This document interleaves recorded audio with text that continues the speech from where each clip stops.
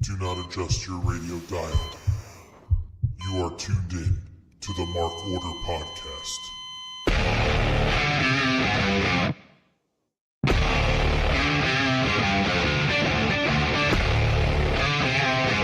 Join the Mark Order.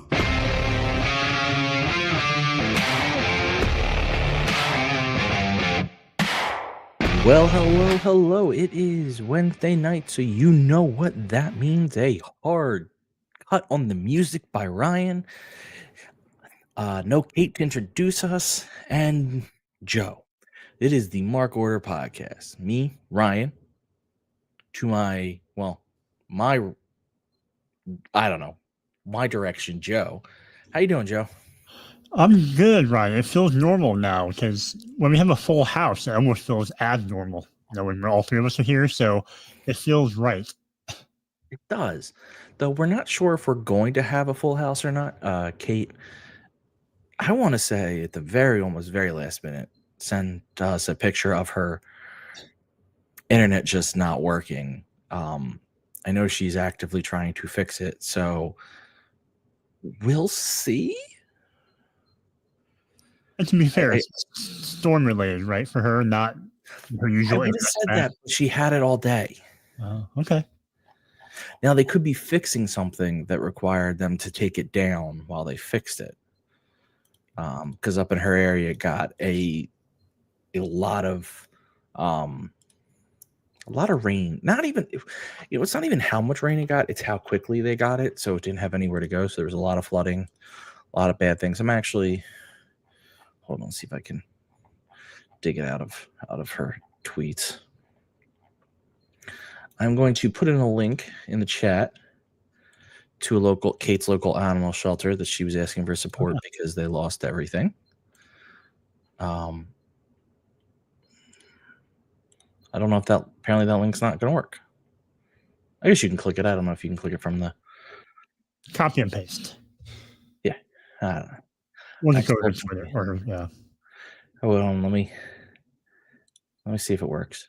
Oh no, it does work. Okay, good. So yeah, click that, go donate if you can, help out Kate's local animal shelter. That's probably where she got her best pal Daphne. Yeah, that's all I have to say about that. I don't have really a lot of comments about that, but just that'd be nice. Yeah, they're dealing with a lot of water up there. So for right now, it is the Ryan and Joe show. And Ryan was not prepared for the Ryan and Joe show for most of this, so this is going to be interesting. I mean, we had a whole weekend of wrestling. I feel like it just stopped. How was your weekend, Joe? It was pretty quiet, other than but I guess that's what happens when you have one day pretty much taken up by wrestling. And Saturday was pretty much all I did was watch. All in, and then hours? What's that? 6 hours of just the actual pay-per-view. Yep. You have another 2 hours if you include the buy-in. Yeah, it was a long one, but I get it. It's their big WrestleMania show. So, but I think 4.5 hours would be a nice sweet spot. I'm not usually one to buy into conspiracy theories, but I fully believe they extended it to bleed into Saturday night's main event and be like, here you go. Yeah, the longer it went, I was wondering if they're going to either go up to that start time of Saturday night's main event or just a little bit into that start time. But if that was the point, if that was going to happen, then just start the show at 3 o'clock or 2 o'clock. Yeah, I made the joke while it was going on, their whole strategy is to tire you out for Saturday night's main event. I didn't actually think they would go into it. Or we have two tickets, just watch on multiple monitors. Yeah, I mean, I also wasn't going to do that. No, it's not the Saturday night's main event didn't hold anything for me, but it was Saturday night's main event. It wasn't. No, I cared about All In, and then I cared about watching Evolution. Yeah, they were the two things I caught this weekend. I know NXT had some good matches. Apparently Ethan Page versus Ricky Saints was good, but other than that, I had no desire. I watched the two I wanted to watch. Speaking of pay-per-views, what did you think of All In? It was, I mean, a long show and that whole marathon of a show aside, I thought it was really good. I felt good after spending that much time watching it. I felt like the Hangman win and that culmination of his arc and getting the belt off Moxley was rewarding for all of us. Tony and Mercedes left me wanting to see three or four more matches between them. And yeah, Okada and Omega, like a banger of a match. But because we've seen it enough times already, I don't think it was nearly as elevated as some of the other matches that we saw that night. I could agree with that. For those joining, Kate is in fact running from the grind. She called the internet company and asked them to turn it off so that she could have an excuse not to be here. So that's where Kate is. Just rude, really. Unprofessional. But I'll say hi to the chat. 1LT, Tony from the Shining Wizards, Scott George, Lord Kev, Big G, Taylor Cannon. Thanks for joining us. Hopefully Kate will eventually pop in if her internet comes back on. I'm not giving her the entire night off. If it happens, she better show up. What did you think from All In, Ryan? I really liked it. It was very long. I don't know. I don't think I could have been in the crowd for it. I'm going to be honest with you. 6 hours is too long. I would have had to have one of those old people seat cushions. By the way, Kate just texted for those watching, and her exact response to my question of what's the verdict? Fucked. So, guess no Kate. Yeah, that would have been too long for me. Because it was long watching at home, and I could get up, get something to drink. I could eat without having to pay or wait in line. I could go to the bathroom when I wanted, like no issues. And I was sitting in a comfortable chair. But the matches themselves were great. You had, I got to think, one of the best tag matches I've seen this year in Swerve and Ospreay versus the Young Bucks.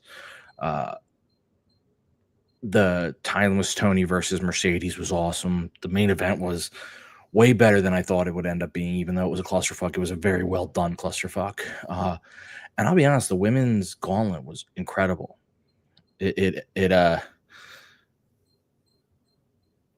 I guess because I cared more, like, not to say I didn't care about the men's outcome, but there was more intrigue in the women's to be like, who are they lining up and will they actually let Athena do it and who's going to show up? I thought that one was incredible. You had Alex Windsor, and I say Windsor because that's Windsor, show up, and then you had I cannot pronounce her name from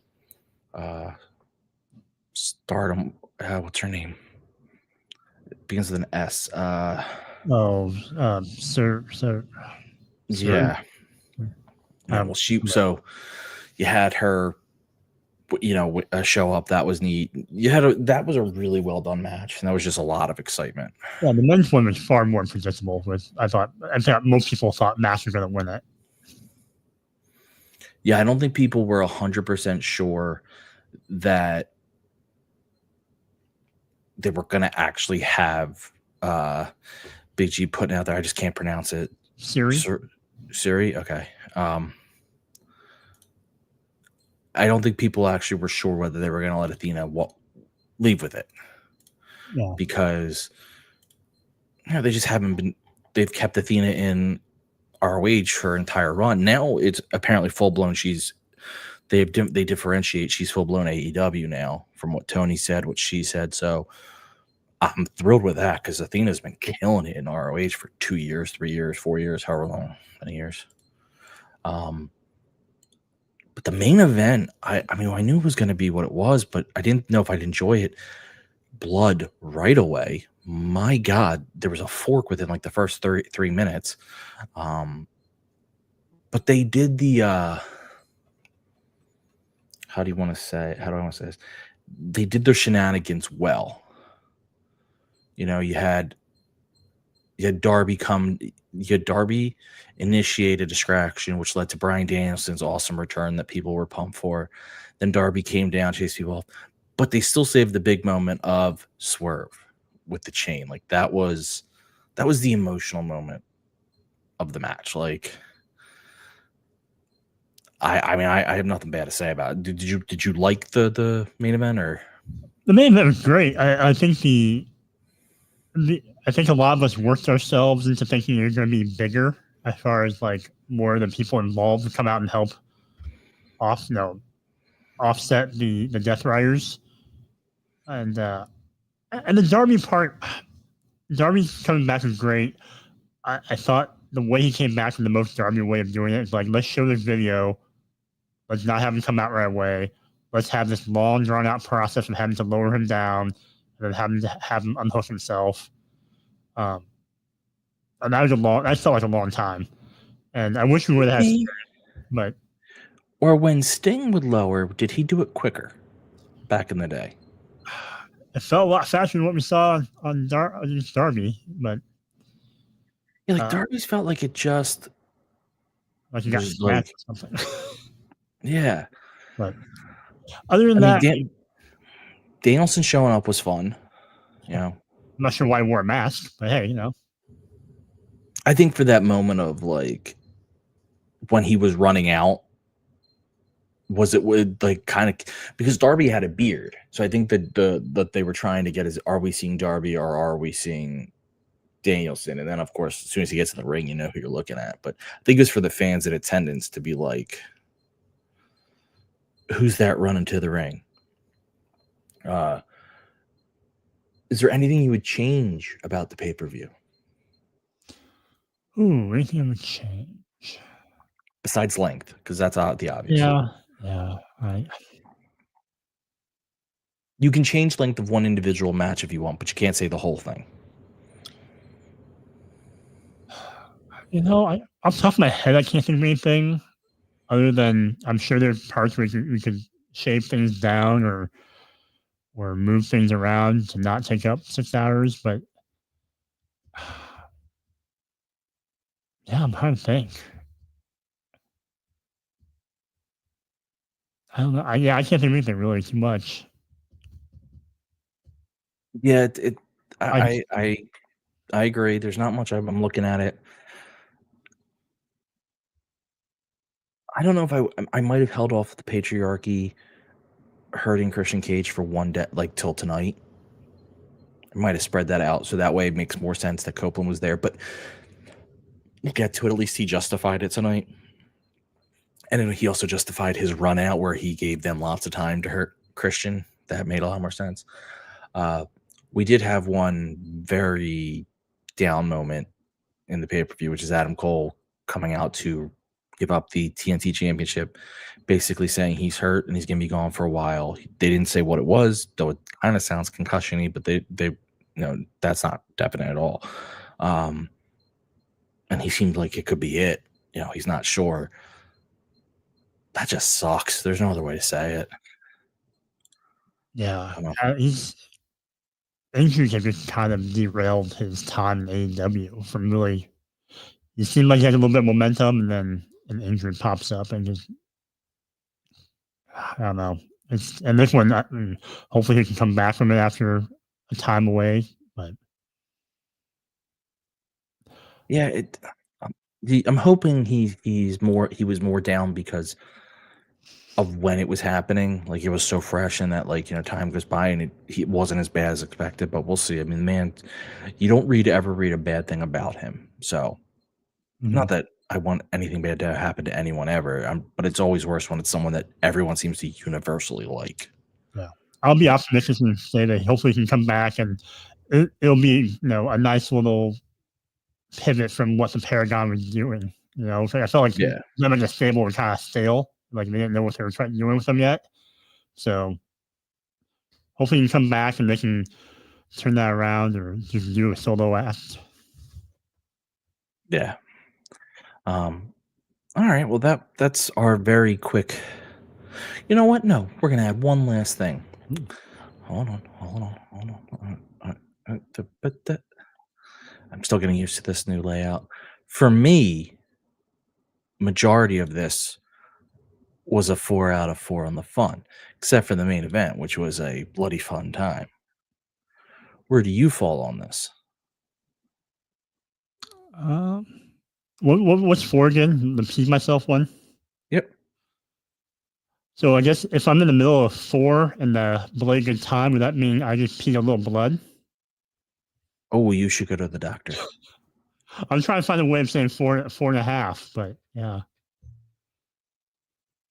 It's like flicking these. Yeah. I'm just with for the you. face. I'm with you. I think 4.5. I'm probably leaning closer to Blade's fun time. Yeah, no, I that was one of my. The reason we're not going into in-depth recap is it would take us forever to do an in-depth recap. It was a 6-hour pay-per-view. I thought it was a lot of fun. Even 6 hours, at no point. There were points where I was tired, but at no point was I like, I'm regretting watching this. You know, there were points where I was like, geez, I could use some. We could use a little bit of a break, but there was no point where I'm like, oh, this. I just want to turn this off. Like, I never felt like I needed to turn it off. Yeah. So, all right. Well, with that said, we're going to take a quick commercial break because we are part of the Shining Wizards Network, and we want to highlight all the great shows. Plus, I got to get myself together because I was not planning on hosting, and now all of a sudden I got to catch that because Kate is running from the grind. So while I get that together, please listen to these wonderful shows on the Shining Wizards Network. And if you thought that was going to be a smooth transition, you don't know me well. I have to put up the thing first, and now I have to hunt down the commercial stuff. We'd like to thank each and every one of you for tuning in every Monday night to listen to the Shining Wizards. If you'd like to continue to support us outside of listening, we've got a few ways for you to do that. If you shop at Amazon, go over to amazon.shiningwizards.com, do your shopping as usual, and when you make your purchase, a little bit of that purchase price will go back to support the show. If you like to wear t-shirts, merch.shiningwizards.com will take you to our Pro Wrestling Tees store, where we've got over a dozen great designs from over 11 years of professional wrestling podcasting. You can become a Patreon supporter at patreon.com/wizardspodcast, where each and every week we call out your name as one of our show producers, and the more you support us, the more things that you're entitled to receive, and believe me, they are fantastic. If you can't support us monetarily, if you don't shop at Amazon, that's absolutely fine. Continue to listen to us wherever you listen to us on the World Wide Web, and make sure you like, rate, review, subscribe, do all that good stuff. Doesn't cost you anything, helps us out, and we can continue to bring you the love fest that is the Shining Wizards.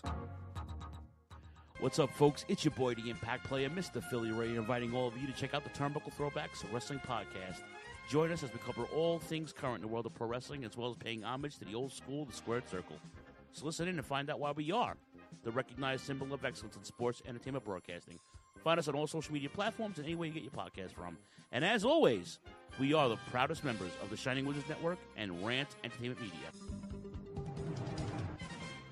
Are you tired of being lied to every day by the mainstream media? Do you want to know what's really going on in the world? Do you want to make up your own mind about things and not be told what to think or say? Then listen to Inconclusive Breakdown, a weekly anti-PC look at the world of entertainment and current events, brought to you without censorship or filters. You can find us everywhere you listen to podcasts, BitChute, and on ShiningWizardsNetwork.com. And also, we're a proud member of the Shining Wizards Network.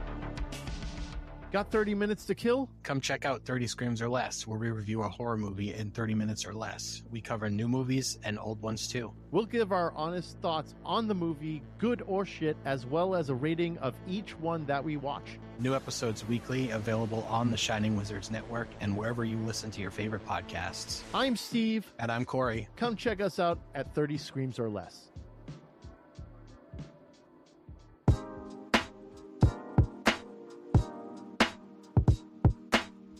G'day guys, my name is Thomas, one half of the Broadcast Podcast.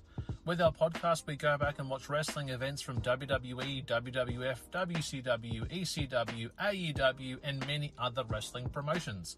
You can check us out on Twitter at The Broadcast, that's TheBrokast, and you can also download all episodes on Apple Podcast, Castbox, Castro, and many other podcast apps.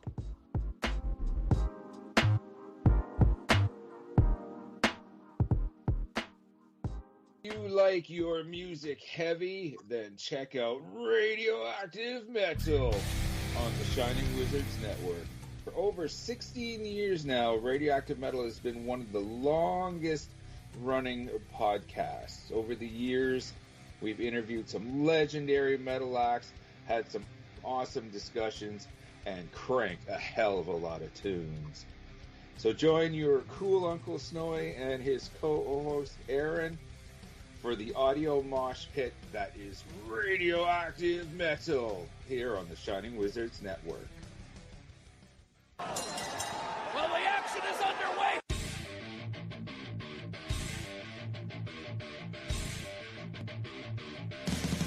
What's up, everyone? When on the Shining Wizards Network, be sure to check out Wrestling Night in Canada. If we're not recording another kick-ass podcast, Or playing in punk bands. Or recording kick-ass heavy metal albums, then we're sitting back, we're grabbing a couple brews, and going over everything to do in the world of pro wrestling. Because we're from Winnipeg, you idiots. The Mark Order Podcast is the only show you need if you're looking for dedicated coverage of everything AEW on the Shining Wizards Network.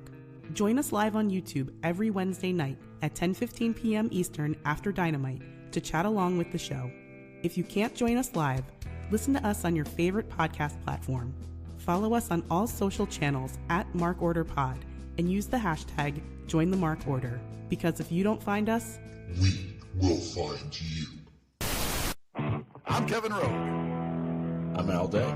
And we're a couple of down under pounders that co-host Rogue Day Dots, an action figure collecting podcast where we talk about, well, just about anything that tickles our fancy at any given moment. We're grumpy old men, and sometimes people get on our nerves. And when you get on our nerves, guess what? You get off the lawn. Get off my lawn, asshole! We also go on a little bit of a mission. We go back and we're grading every wrestling figure line that's out there. I'm talking LJNs. I'm talking Jacks. I'm talking Hasbros. Who doesn't like a little Hulkaplex? It's a Gorilla Brain Wrestling podcast production found on the Shining Wizards Network. I'm Duke Bags. Kevin Rowe. And together we are the co-hosts of Your Duke and Road.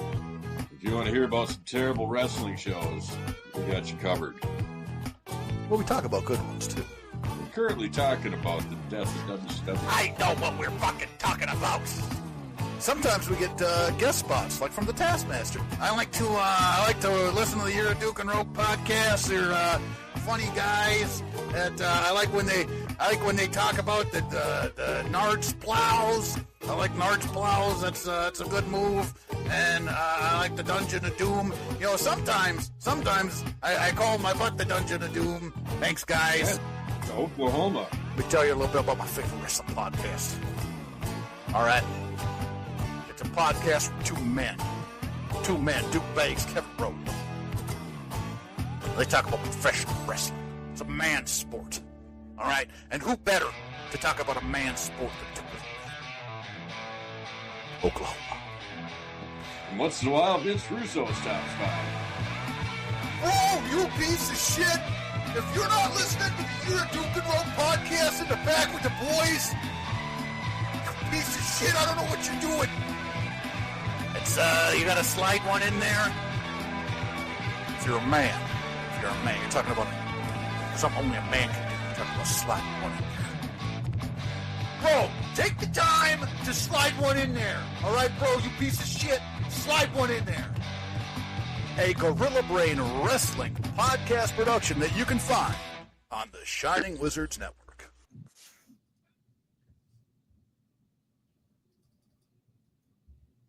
And we are back. Apparently the chat, Scott and Big G want to take some shots at me for being unprepared. Yeah, I am. Oh well. Again, expected someone to be here. She's not here. My job is not to. Ryan, they often say, you stay ready so you don't have to get ready. I don't believe in that. Yeah, Ryan consistently unprepared. So if anything, he is consistent. I I'm here to be the face. Kate was supposed to be the host, and she let us down, and now I'm picking up the pieces. That's not my fault. Am I the color? Comedic relief. Okay. I was going to be the color commentating, but I was doing more of a sitcom thing, but if we're doing a 3-man booth, yeah, you're the color commentator. I am a person of color, so I think it makes sense. I wasn't going to go that route. That would get me in trouble. That's all right. I'll say it. Okay.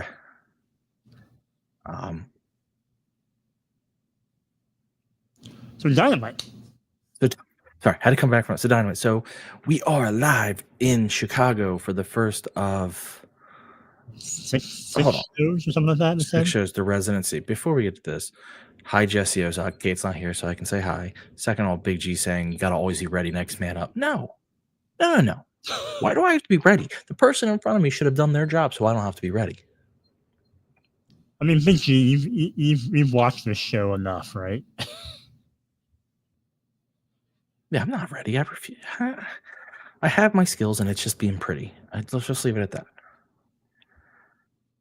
But we are at Dynamite in there in Chicago. I don't know what was the name of this venue. Ballroom.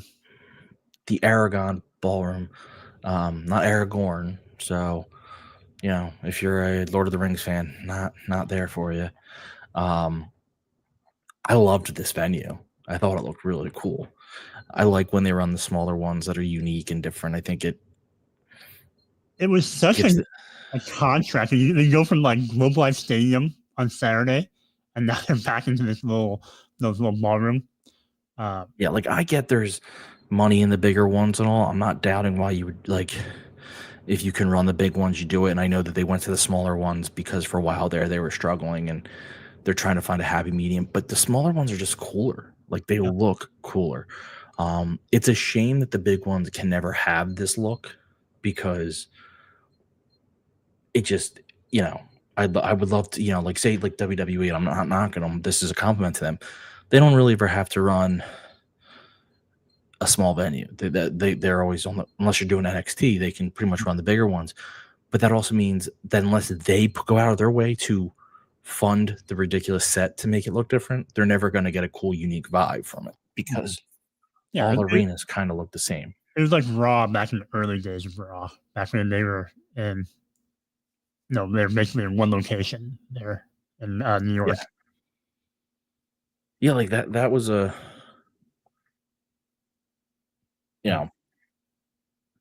and then we have, so the first to start the show comes out Hangman Adam Page, which really fit the venue because it kind of looked like a Western style venue.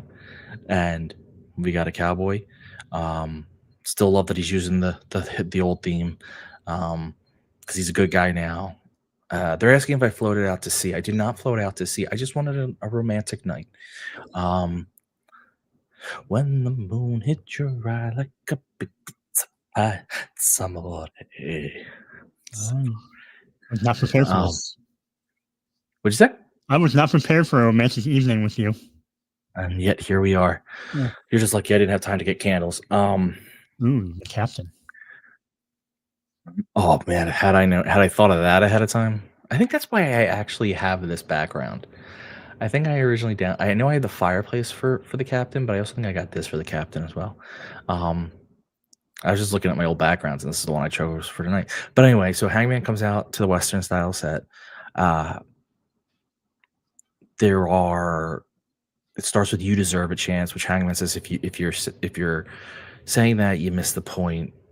It's "You deserve it." And he did this for him, and he's kind of going through the whole thing. They believe in a fully realized professional wrestling. They believe in grassroots wrestling, building up for the grassroots, all that fun stuff.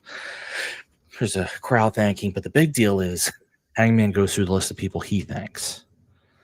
And, he thanks Orange Cassidy first because these are the guys who fought the Death Riders all the way. Orange Cassidy might have gotten up until he announced Swerve the biggest pop of all the guys he thanks, and he got a chant. So Orange Cassidy, Jay White, Adam Copeland, Shibata, Hobbs, Joe, Danielson, Allen, and then he thanks Ospreay.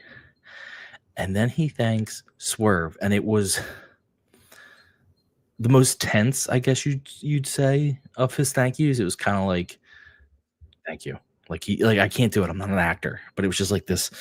It was really well done. And then Swerve tweeted online, "You're welcome." What do you think of his celebration speech? I guess I'd call it for that. It was really a completion of his character arc, from going rock bottom to finding himself again to coming back around to the admiration of the fans and wanting to win the title back for the company and for the fans. It was a big reclamation project, I guess, and he gives such a great impassioned speech or promo all the time. Like he just evokes emotion. I often think of on the WWE side, you have Cody, who usually does a lot of the passionate, emotional promos. And I think, Heyman does that for AEW. He's that heart and soul that can turn any program he's into can be an emotional one of some sort. Yeah, it is interesting to compare like a Hangman.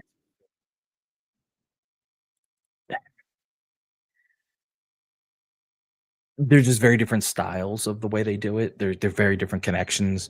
They're both heavily connected to their fans, but it feels different for each one. That also, I think, has to do with the fact that Cody, for both AEW and WWE on his return, was always like the face. And Hangman consistently has just been building up the fan following throughout his time, and he goes through his struggles. And Cody, and this is for both companies, for lack of a better word, doesn't have like the level of struggles that Hangman has had. Like, if you really think about it, his character struggles are all pretty surface level. So it's just different. I really appreciate it. I have a question. Maybe someone in the chat can answer this, and maybe you can. This was live, right? Yeah. Because they did far more censoring than they typically do. Did you notice that? I just didn't pay attention to it as much, but they usually don't get censoring in like the curse words, and they did for a lot of them tonight. So I just felt like, I was like, is this recorded or something? Or maybe after a big pay-per-view, Warner asked them to do a favor, like, hey, can we do a certain delay or warn us when they're coming, so that like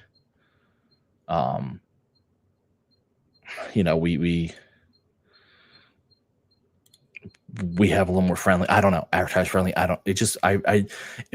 They don't usually censor most of their stuff, or even better, they don't usually catch it. Usually they'll censor the word after it gets said.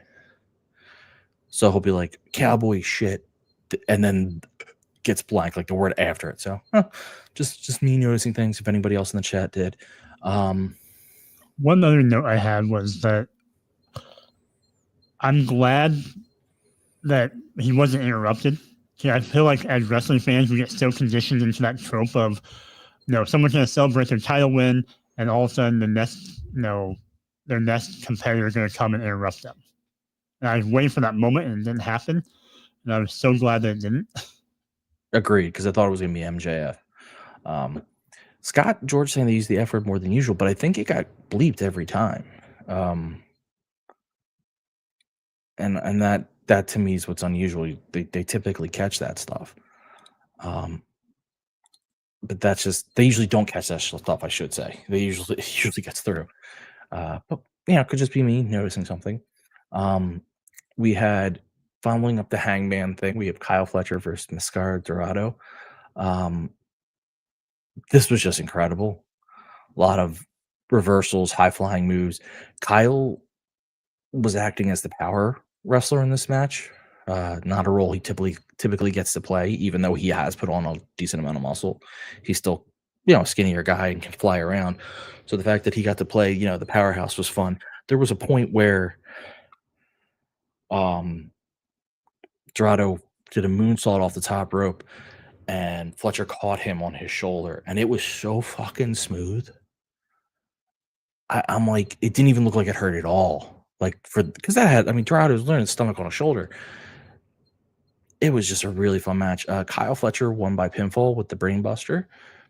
I don't think there's a lot to say. I think this was just they're reestablishing Fletcher. I think Fletcher. So one thing we didn't cover about All In was that Dustin Rhodes won the TNT title once it was put up for grabs by Adam Cole. And what I think you and I both agree was kind of probably just a feel good moment after a sad thing. I also think they want they're probably gonna have Kyle win it in a one-on-one way, because I think this is their attempt to be like, no, we're not pushing him aside. He's still our guy. So do you agree with my assessment, and what you think of the match? Your assessment of pivoting to Dustin really quick? That he's going to take it fairly quickly. Yeah, a transitional champion when you're kind of throwing a curveball at the last minute, and you're in Texas where Dustin's from, and he's never had a single championship there. So yeah, it was a good moment for him, and you can hold it for a pay-per-view and then drop it to Kyle, which I think this match did a nice job of reestablishing Kyle and making him look strong, and it got Dorado in front of people again to keep he's a CMLL guy, right? Yeah. So yeah, keeping that relationship open, keeping Forbidden Door season out there. So I think it achieved what it needed to. Yeah, I think I agree, and the match was good. So it's always fun to achieve what you want and have a good match on top of it. Like that's the Young Bucks walk in. They are interviewed in the basement by Renee. Renee is very clearly happy at their fall from grace. She's smiling. She's very cocky. They eventually find their locker room door, which is clearly different than their offices they were used to, where EVP is being scratched out of their thing, and it's being called Matt and Nick, because that becomes the thing tonight, that they're not Matthew and Nicholas, they're Matt and Nick. Ricochet walks up and kind of mocks them, but then Don Callis walks up and is like sympathizing with them. So that's an interesting little twist on this. Anything to say about that fun little quick segment? No, I like the fact that how they present the Bucks now, with having lost the EVP titles, they've lost a chunk of their identity when they're coming up to the arena in a rideshare car, and they have to change in a untypical locker room like everyone else, and they lose their EVP names, and they lose later on in the match later tonight. They lose their pyro, they lose their big video graphics. I just think it's fun to watch them get bare bones now again. Yeah, I agree. I think it's a good thing that when your heel authority figure loses their authority, that everyone in there is celebrating it, because like you're clearly a dick, and now everyone's happy that you're not. So, like you can't if you are, there's consequences. So that was a lot of fun. And then we come back and we have the Hurt Syndicate and MJ. Well, they heard people talking about MJF's the tag team victory, and then MJF speaks, and he's happy that Hangman won, because beating Moxley would be too easy. This way he can beat Hangman and prove he's the best, but he's not even going to cash in as a surprise. It's going to be clean, which leads you to believe it's going to be a surprise. One thing I will say about this, I liked all this. I liked the whole point. I think MJF's speech about Hangman, where he talked about Hangman's depression and stuff like all that was great. My one issue is why they need to get MJF away from the Hurt Syndicate sooner rather than later, is because MJF stuff starts to outshine Bobby Lashley and Shelton Benjamin. And I don't think I want those two out. I don't want them to be like, right now they almost come off as like MJF lackeys, and they're not, but it's like he dominates the segment, and they were so much fun when they were dominating the segment. So like that's my one complaint of the whole thing, is that he needs to get away from them quickly. What do you think? No, I agree. I don't understand the pairing. I haven't seen the benefit for either of them yet, whether it's MJF benefiting from being in the Hurt Syndicate or the Hurt Syndicate benefiting from MJF. I mean, they would still be in the same position, I think, without each other. And Hurt Syndicate in the beginning, MVP was talking, and the Hurt Syndicate was talking about how they're waiting for someone to challenge them and take their titles away from them. I think they mentioned the legendary tag team, which makes me wonder if they're going to have the titles until Christian and Copeland get back together. If that's the team to take it off them eventually down the road. Yeah, I mean, the Christian Copeland, that their thing is going to be FTR, but do you have FTR take it from? Yeah, that's a whole. And then I like the fact that Lashley still kind of to your point, Lashley still kind of looks unamused and annoyed by MJF when he's just into talking about what he wants and him being the greatest wrestler and being the world champion. So they always see Bobby kind of like glare at him. So I think, if they can hurry up and split this little faction away from each other, that'd be great. So the only end plus, like if you asked tonight's segment, it was all about MJF's title win. I mean, they mentioned the Hurt Syndicate holding the tags, but it wasn't about that. And like my whole thing is like, the Hurt Syndicate was definitely one of the most over acts in the entire company. Don't let him. And I'm not saying it's gotten there yet. I don't think it's there at all.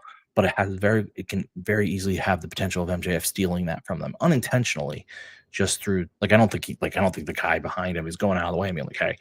But I think he needs to bring people, or maybe it's FTR. Maybe he realigns with FTR and they take down, the Hurt Syndicate or whatnot. But it just. It's my one complaint.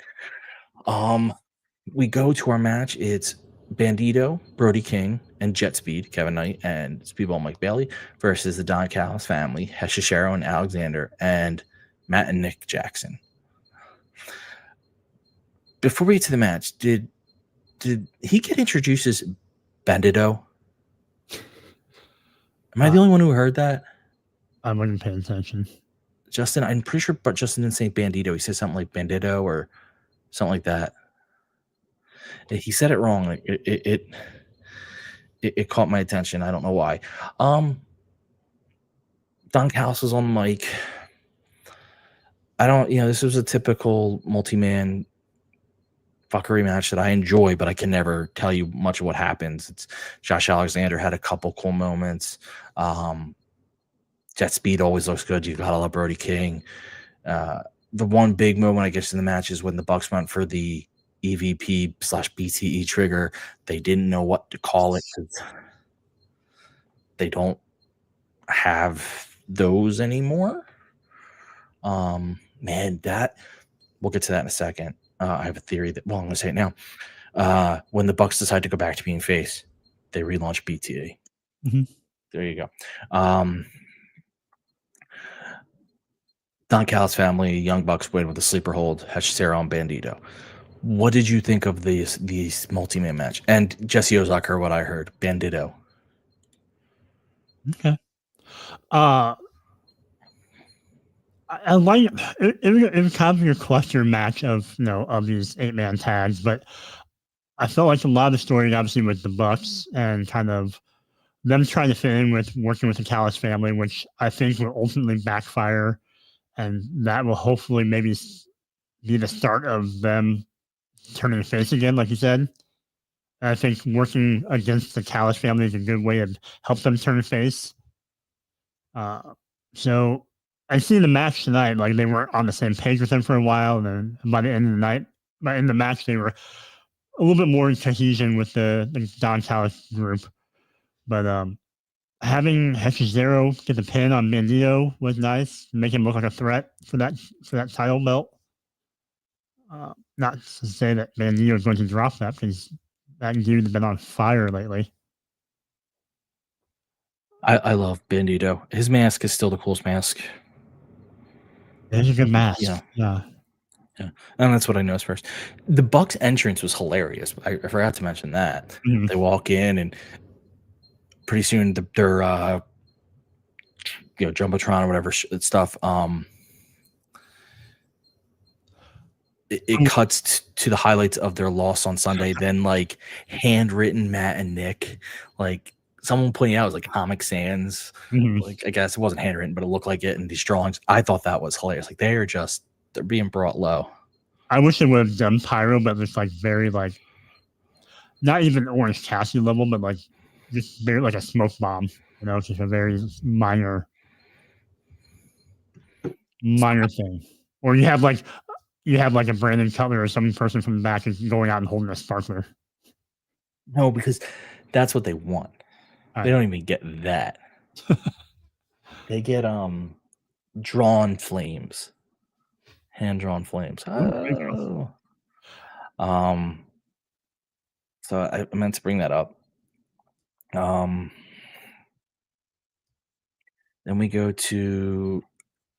we come back from break and we have Adam Copeland in the ring, or making his entrance. Sorry, not in the ring, making his entrance.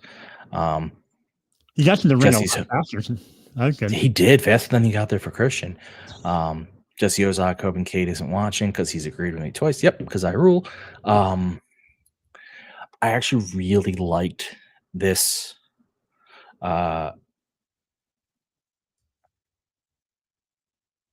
This whatchamacallit promo. I blanked on the word promo. How bad is that from Moxley? Because Jesus Christ. I'm reading the word Moxley. I like this from Copeland because he explains why his whole thing with Christian. Did I go down to save Christian Cage? No, he's a dick. I went down to hurt FTR. Love that. Like that is. It explains why he took his time getting down there.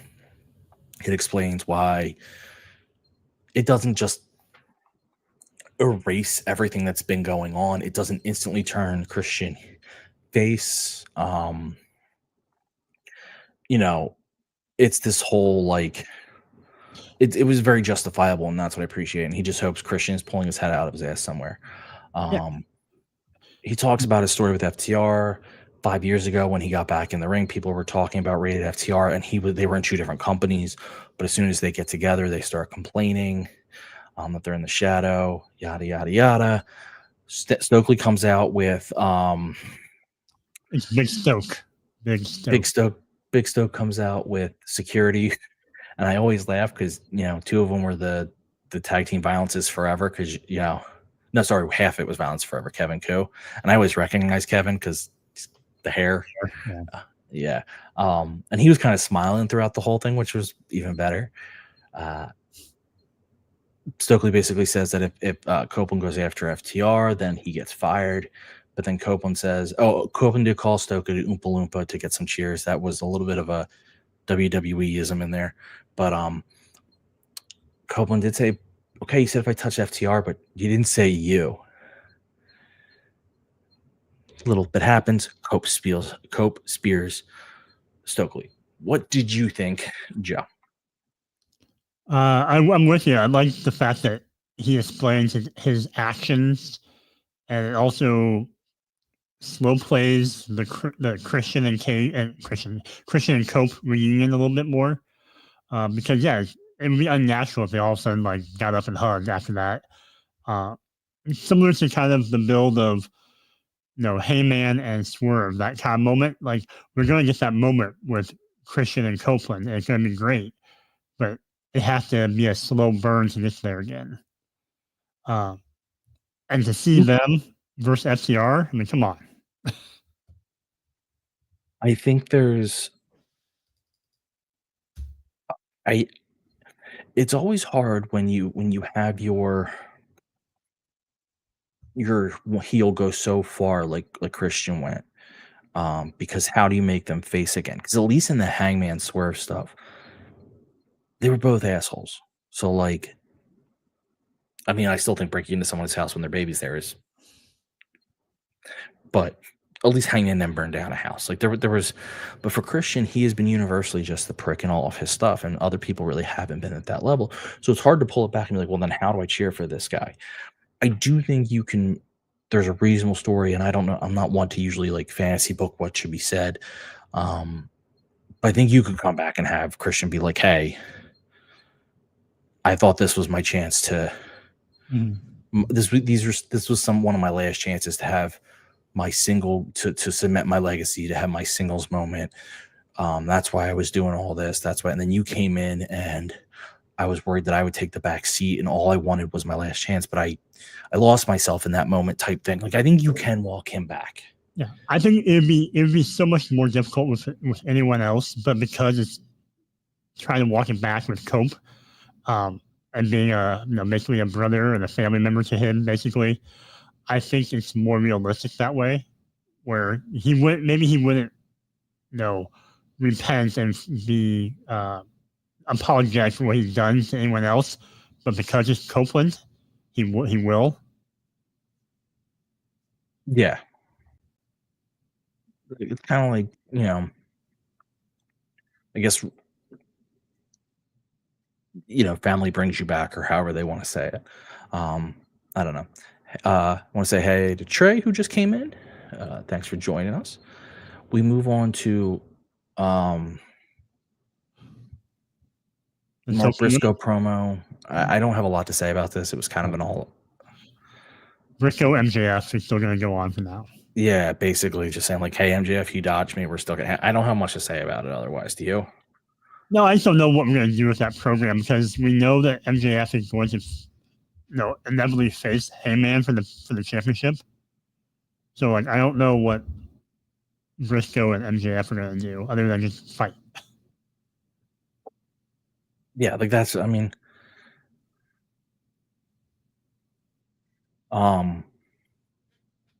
so we'll move on to something better, which is Statlander versus Amanada versus Tekla versus Willow Nightingale for the $100,000 match. I kind of like that they've been doing these money matches, because I don't, but okay. But why? Before you go, why don't you? It's an unnecessary gimmick. Like, give me something better with stakes. I want, like, I'd rather have the winner have a guaranteed, title shot or a title match. Or give me something with a title involved. I think that's worth more than $100,000. I mean, my argument is you don't need stakes in every match, because it's a fighting sport. So in theory, if you go out and win, you bettered your position. Mm-hmm. In UFC, the stake for two undercard guys is, can they get ranked higher to potentially? So like that should be the stake for all wrestling. The reason I like the money is because people want there to be stakes, and you're saying make them title stakes, and I'm fine with that. But a lot of people are just like, why are these for wrestling? I mean, it's like, well, if you have to give a reason, money's easy.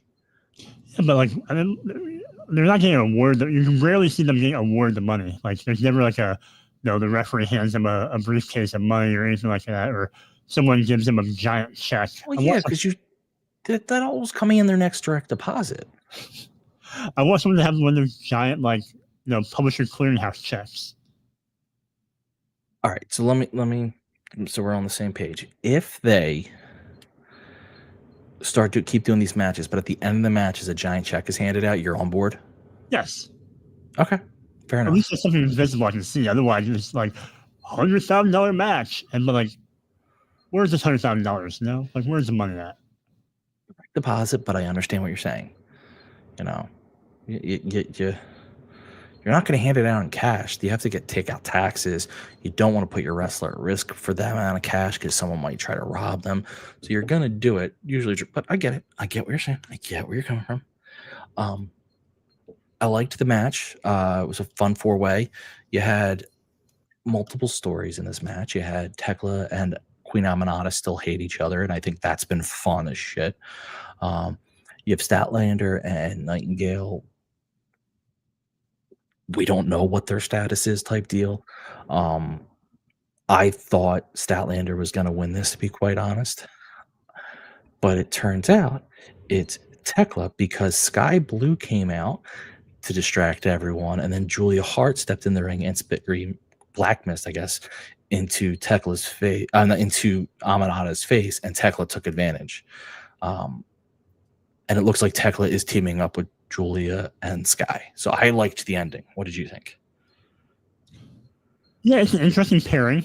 Was not expecting to see Tekla align herself with the House of Heart, or whatever they call themselves. The match itself, I thought it was fun. It was a great little gauntlet match constellation with the 4 people involved. I would like for Willow and Stat to have some kind of resolution. I feel like they either need to be apart or like come back together. I just feel like we've danced around it long enough where we've taken them, we've put them in Death Rider storylines and took them out for whatever reason. So just do something with them here. And if that means putting the Willow and Stat and Aminata as a trio for a minute to face, Julia and Sky Blue and Tekla, then great. But that's my only thing. Just do something with Statlander and Willow. Yeah, I don't know. Do you want them to feud? Is that what you're? No, I either want them to come back together or just be like apart. Like stop making them a thing. Like they were both kind of involved with Death Rider stuff, and like I said, like it just now they're not involved with that. When it just stop putting them together if you don't have a direction of what they're doing. I guess. Fair enough. I can't argue that. And I will say the Tekla pinning Aminata, terrible pin. The way she pinned Aminata, she came and pinned her and rolled Aminata's shoulder clearly up. I was more focused on the fact that she put her hand on the face to hide the mist. But like she moved her body, so like Aminata's shoulder is like that. But fair enough. I was focused on the mist. But I get what you're saying. Hey SJ, who just stopped into the chat. Thank you for joining us. We have Tony Storm on the balcony. She goes through her usual spiel about who she is. Says that Luther was injured in the line of duty and something needs to be reattached. What line of duty is he getting in? In duty. Yeah, and then her tits are pointing to the future, but she's got to be careful because there's so many people coming to get her. And then Athena and Billy Starks are on the big screen, which before they actually show the video, like cut to the video, it's in black and white, which I appreciated. Which makes me wonder, was it in black and white in the arena? Probably not, but that would have been cool. I couldn't really hear, to be honest with you, what Athena said. A lot of this, the audio wasn't great. Basically, like, I'm going to challenge you and I'm going to beat you. Tony Storm didn't look super impressed. She'll be ready. She'll be sweaty. If she's willing, she'll be thrilling. And if she's able, she'll bend her over the table because she's timeless. That was what she said. So a lot of fun stuff. Glad Athena's in this. Do you have any thoughts on this promo? It almost made it sound like Athena was going to use her contract as almost like a cash-in. Because she really toyed the idea of like, oh, I could face you tonight. I could face you tomorrow. I could face you at Forbidden Door. I could, like, it almost seemed like she was going to kind of surprise Tony with whatever she decides. So I'll be interested in how she executes her contract. And also, I want to see what happens with Mercedes in this now, because like, does she stay involved with this, or is she on the side for a while until the outcome of the Tony Athena match? Very curious, and I mean, I still think Billy Starks has to be willing to take the ROH from Athena, so we'll see how that plays into all this. Before we continue, SJ, we did give our thoughts on All In at the beginning, but for a quick recap for you, we both really liked it. We both thought it was very long. But at the same time, we couldn't do a deep enough dive to drill down to figure out what we would cut back on. Like, it was a long show, but it didn't feel. Watching it didn't feel that like it wasn't a chore. Yeah. So then we cut to I guess the former patriarchy of Kip Sabian, Nick Wayne, and Mother Wayne. Not gonna make any comments about Mother Wayne, but ma'am. Sabian starts saying like he picked Christian as his purpose, but he just happened to keep taking bullet after bullet but the father, aka Christian, was the one to take the bullets, was the one to shoot the bullets, but now his purpose is to support and protect his brother, Nick. And then Nick, I thought Skip delivered it far better than I just did, clearly. And then I thought Nick had a very good thing where he basically said, you're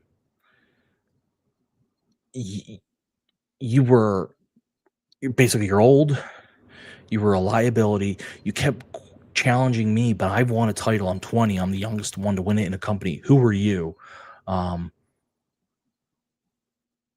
And basically it's like, you created me and now you have to live with me. I thought this was solid from across the board. What do you think? Yeah, I think it follows, if history has taught us anything in wrestling factions, is that, the apprentice always overtakes the master, right? Whether it's, I'm trying to think of no? Oh, I guess technically it did happen. Obi-Wan did eventually, but he kind of gave up to Darth. He didn't really lose, and he kind of beat him in the end by.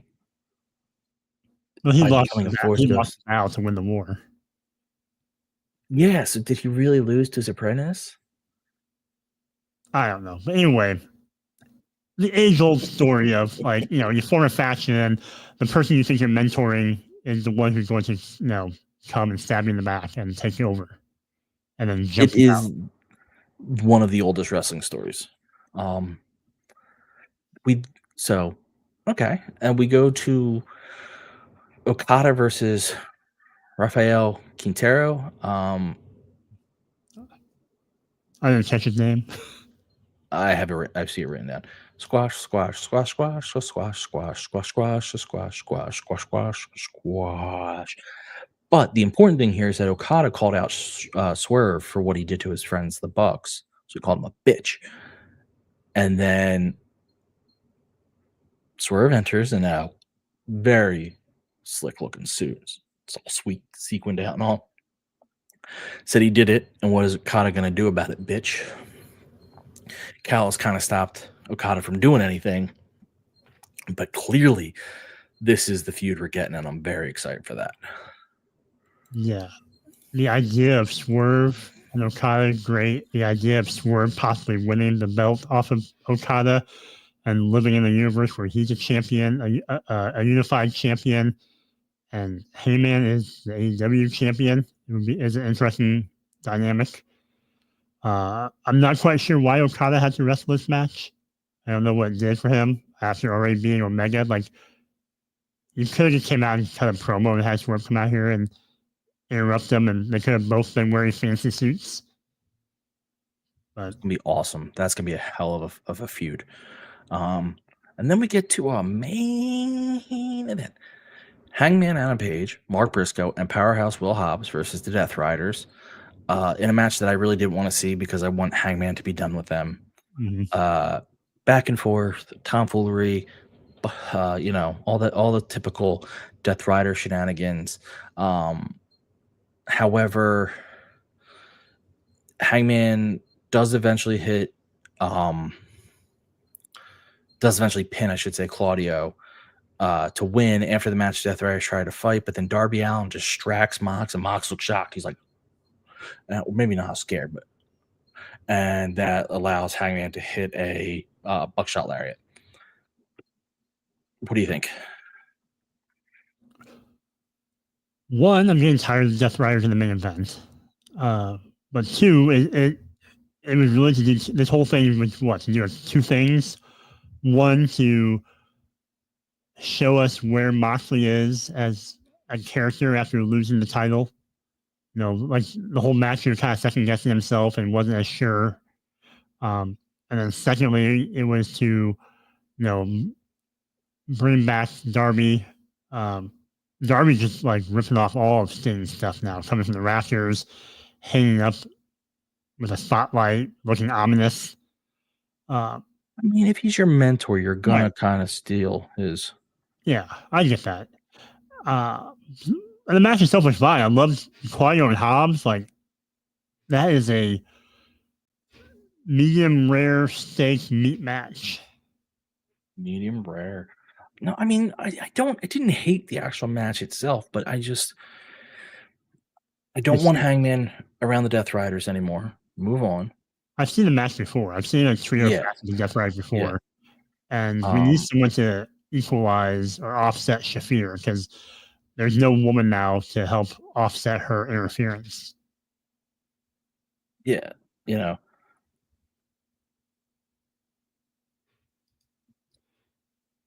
Yeah, I don't know. Like there's not. I'm okay with the Mox downfall a little bit.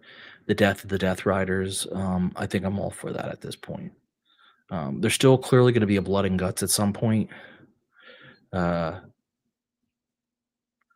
don't see the need for it, but we're going to do it. Although they probably will take Hangman out now and put Darby in. So I guess that would work. If you take Darby away, I guess you can not Darby away, take Hangman away. Yeah, putting Darby in with like the Ops or something. Darby Ops and we'll make it work. Yeah, because you're gonna have the you could do 4-on-4 as a blood and guts and let it be, and that'd be fine. So I'm for that. Well, that was our Dynamite. Any final thoughts on the show? Oh, no, I think it felt like a solid little show after a pay-per-view. I know people were hurt and things like that, and but yeah, it was a good show. Wasn't great. It was good. I kind of agree. I think it's a solid follow-up, and that's the most I can expect for a follow-up of a pay-per-view. So Joey Jojo Shabadoo. Where can you be found when you're not here at 10:15-ish on a Wednesday night?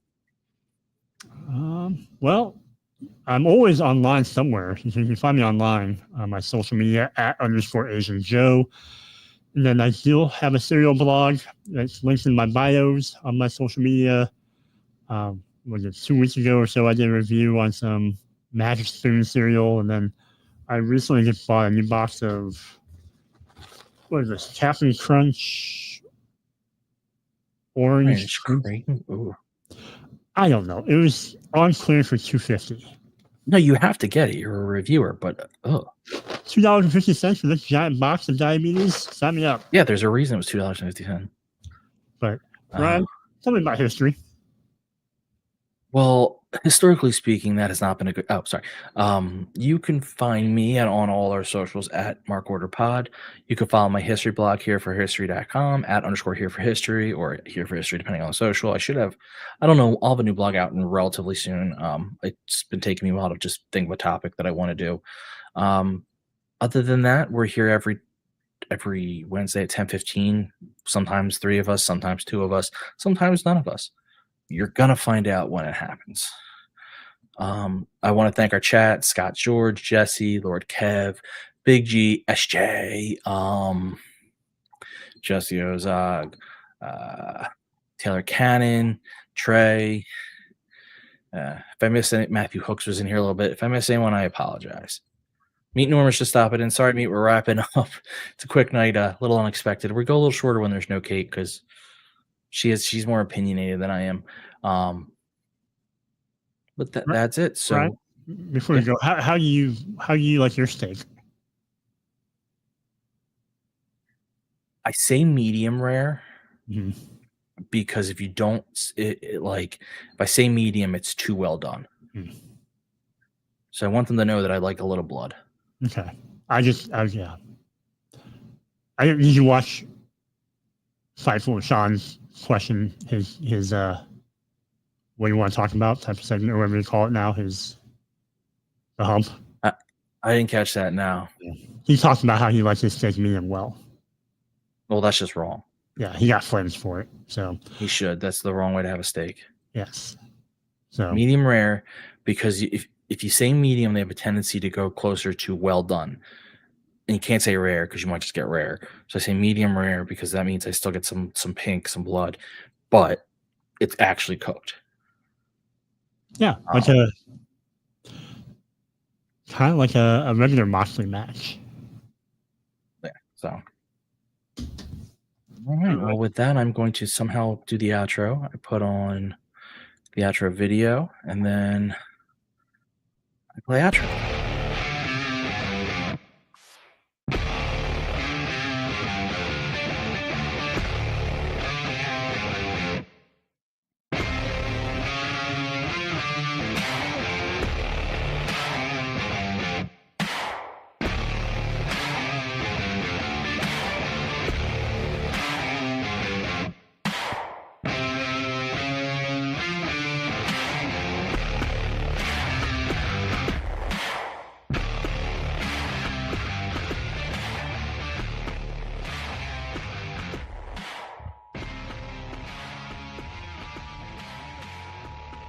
This concludes the Mark Order podcast.